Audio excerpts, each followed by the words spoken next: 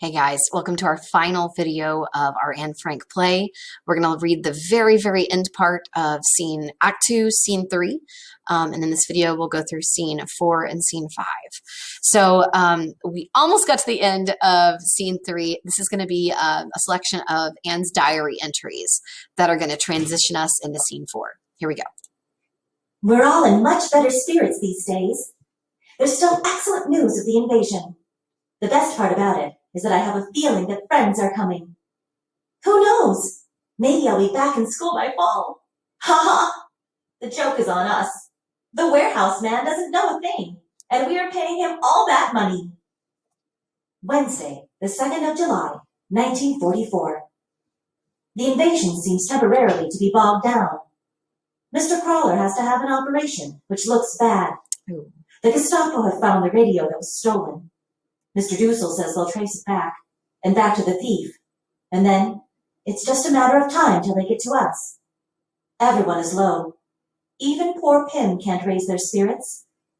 I have often been downcast myself, but never in despair. I can shake off everything if I write, but, and that is the great question, will I ever be able to write well? I want to so much. I want to go on living, even after my death.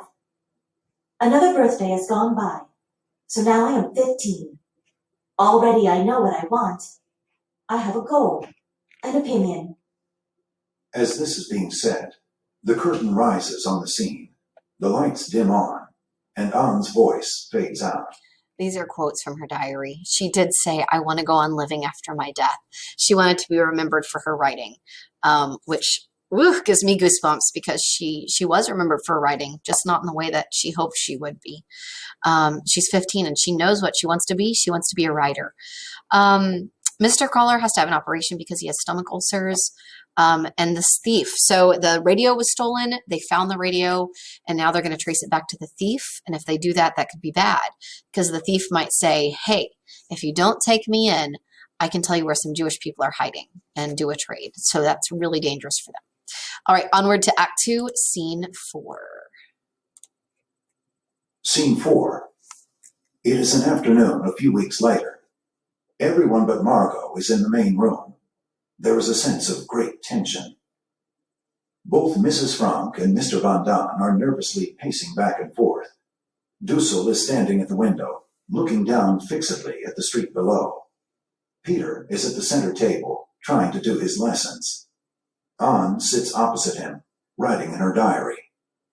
Mrs. Van Daan is seated on the couch, her eyes on Mr. Frank as he sits reading. I want you guys to pay attention to paragraph 406 and 407 to how the tone and the mood and the atmosphere are being conveyed here. So we have nervously pacing, looking down fixedly, so like obsessing. Peter's trying to do his lessons. It's not going well. Mrs. Van Daan's just watching somebody. So there's a lot of tension going on. So that's going to set our scene. The sound of a telephone ringing comes from the office below. They all are rigid, listening tensely. Mr. Dussel rushes down to Mr. Frank.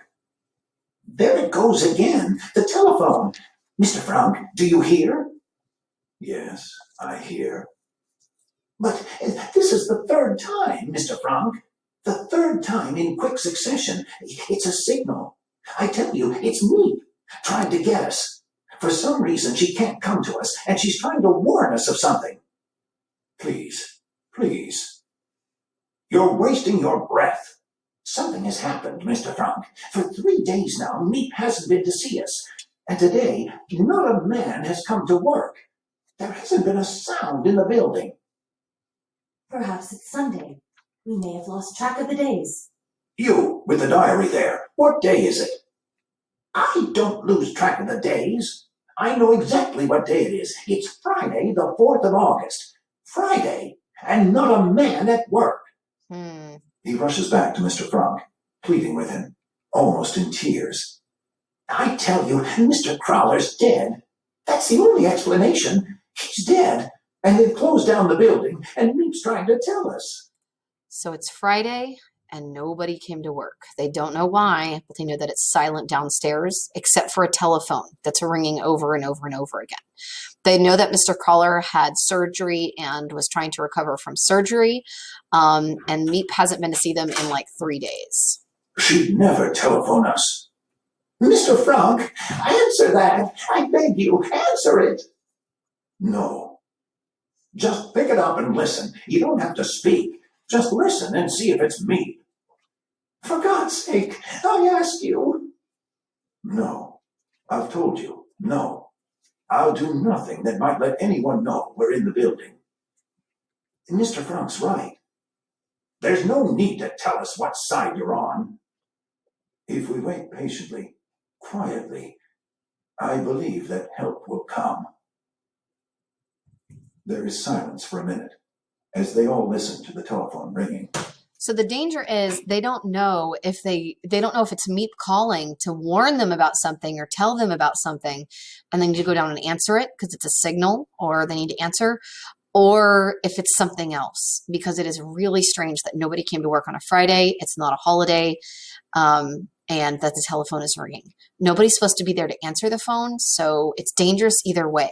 Either they don't get information from Meep, or they risk it not being Meep on the phone and being found out. I'm going down. He rushes down the steps. Mr. Frank tries ineffectually to hold him. Dussel runs to the lower door, unbolting it.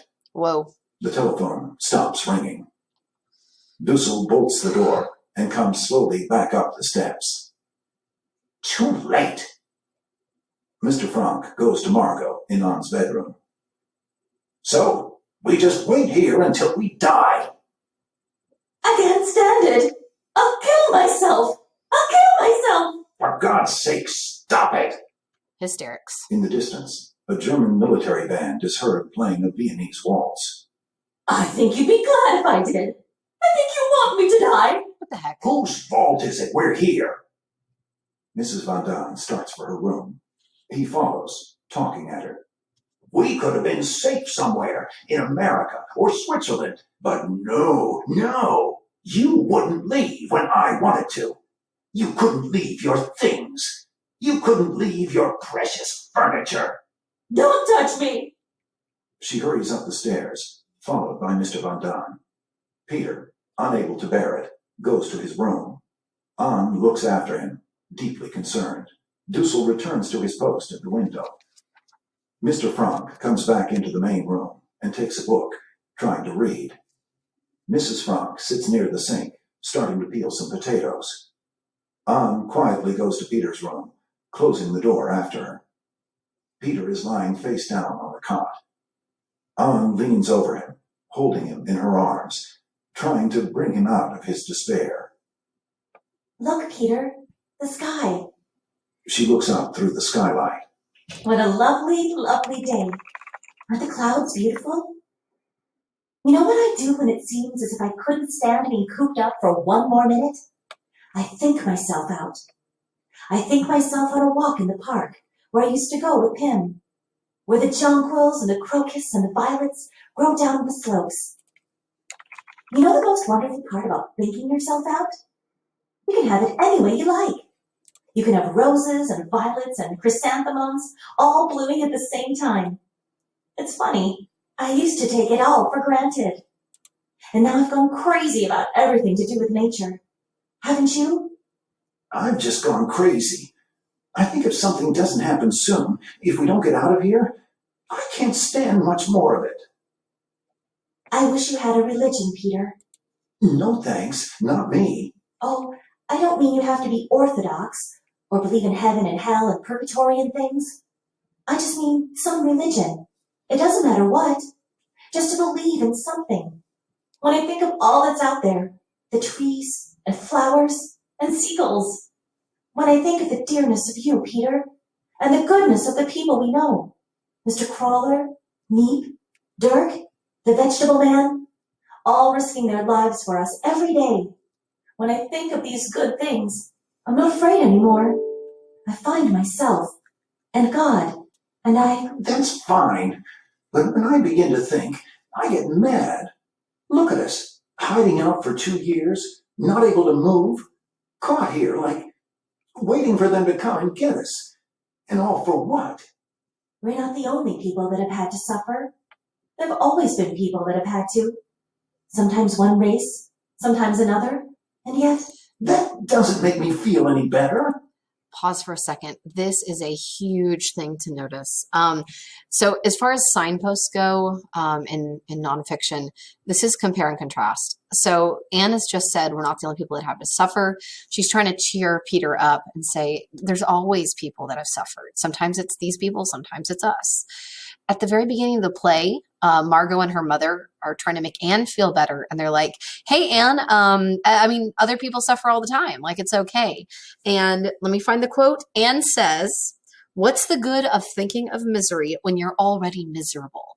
So now that they've really suffered over the last 2 years, Anne has changed her tune and she's matured quite a bit. Now that she's 15, she's thinking of other people and trying to see the bright side. Think about all that they've been through and what Anne is saying to Peter, basically about being thankful for everything that they do have, which is kind of crazy because right now they're really afraid that something's up and they're going to be found out. I know it's terrible, trying to have any faith when people are doing such horrible. But you know what I sometimes think? I think the world may be going through a phase, the way I was with Mother. It'll pass. Maybe not for hundreds of years, but someday. I still believe, in spite of everything, that people are really good at heart. I want to see something now, not 1,000 years from now. But Peter, if you only look at it as part of a great pattern, that we're just a little minute in the life. Listen to us, going at each other like a couple of stupid grown-ups. Look at the sky now. Isn't it lovely? She holds out her hand to him. Peter takes it and rises, standing with her at the window, looking out, his arms around her. Someday, when we're outside again, I'm going to... She breaks off as she hears the sound of a car, its brakes squealing as it comes to a sudden stop. The people in the other rooms also become aware of the sound. They listen tensely. Another car roars up to a screeching stop. Anne and Peter come from Peter's room. Mr. and Mrs. Van Dam creep down the stairs. Dussel comes out from his room. Everyone is listening, hardly breathing. A doorbell clangs again and again in the building below. Mr. Frank starts quietly down the steps to the door. Dussel and Peter follow him. The others stand rigid, waiting, terrified. In a few seconds, Dussel comes stumbling back up the steps. He shakes off Peter's help and goes to his room. Mr. Frank bolts the door below and comes slowly back up the steps. Their eyes are all on him as he stands there for a minute. They realize that what they feared has happened. Mrs. Van Dam starts to whimper. Mr. Van Dam puts her gently in a chair and then hurries off up the stairs to their room to collect their things. Peter goes to comfort his mother. There is a sound of violent pounding on the door below. For the past 2 years, we have lived in fear. Now, we can live in hope. The pounding below becomes more insistent. There are muffled sounds of voices, shouting commands. Aufmachen! Da drinnen! Aufmachen! Schnell, schnell, schnell! The street door below is forced open. We hear the heavy tread of footsteps coming up. Mr. Frank gets 2 school bags from the shelves and gives one to Anne and the other to Margot. He goes to get a bag for Mrs. Frank. The sound of feet coming up grows louder. Peter comes to Anne, kissing her goodbye. Then he goes to his room to collect his things. The buzzer of their door starts to ring. Mr. Frank brings Mrs. Frank a bag. They stand together, waiting. This is the We buzzer. hear the thud of gun butts on the door, trying to break it down. This Anne is stands the buzzer that's outside of the bookshelf. So they're ringing the buzzer that's right by the bookshelf. hands, holding her school satchel, looking over at her father and mother with a soft, reassuring smile. She is no longer a child, but a woman with courage to meet whatever lies ahead. The lights dim out. The curtain falls on the scene. We hear a mighty crash as the door is shattered. After a second, Anne's voice is heard. And so it seems our stay here is over. They are waiting for us now. They've allowed us 5 minutes to get our things. We can each take a bag, and whatever it will hold of clothing. Nothing else. So, dear diary, that means I must leave you behind. Goodbye for a while. P.S. Please, please, Meep or Mr. Crawler or anyone else, if you should find this diary, will you please keep it safe for me? Because someday, I hope. Her voice stops abruptly. There is silence. After a second, the curtain rises. We have one more scene to wrap up our story, but this is the way the play is set up. Scene 1 of the very first act and scene 5 of the last act. They're sort of like sandwiching. So the next act is going to be Mr. Franck back in the empty annex. Just the way we started the play, which is Mr. Franck after the war in the empty annex, finding Anne's diary and reading in it. So what has happened here is the phone was ringing, the workers weren't there, and the police did their raid on the warehouse where they were staying in the annex, and they went straight to the door. So somebody definitely tipped off the Green Police or the Nazis, tipped them off on where the Francs and the Van Dans were hiding. We don't know all of the information as to who did it and why, but the most common theory is that the thief, the one who actually works in the factory that was blackmailing them for more money, the theory is that he's the one that basically sold them out. So what I think is kind of cool, if you read the Diary of Anne Frank, let me grab my copy real fast, just a sec. Okay. Let me find my exact spot here. This is the afterword. If I can't find what I need to in just a second, I'll go ahead and stop. Okay. So this is Anne's diary, right? Translated into English. Her last entry in her diary, I'm going to read you guys from the actual diary. So the last thing she really wrote in it. I can't do the whole thing because it's too long. She says a few things that she says. It's really a wonder that I haven't dropped all of my ideals because they seem so absurd and impossible to carry out. Yet I keep them because in spite of everything, I still believe people are really good at heart. She's been in hiding for 2 years. She's heard what the Nazis are doing to Jewish people, and she still writes that in her last entry. Let's see. She talks about different types of Anne, and then her last entry, she says, she talks of becoming what she would like to be and what she could be, and that's where it stops. Very, very, very powerful stuff. I highly recommend reading her diary or reading some of those entries if you guys can. So they did get caught. They did get sent temporarily to a camp where they were held, and then they all got sent off to separate concentration camps. I will talk a little bit more about their fate and what happened to them in the reflection today. For right now, I'm going to go ahead and continue us on to our very short scene 5, the finale of our play. Scene 5. It is again the afternoon in November 1945.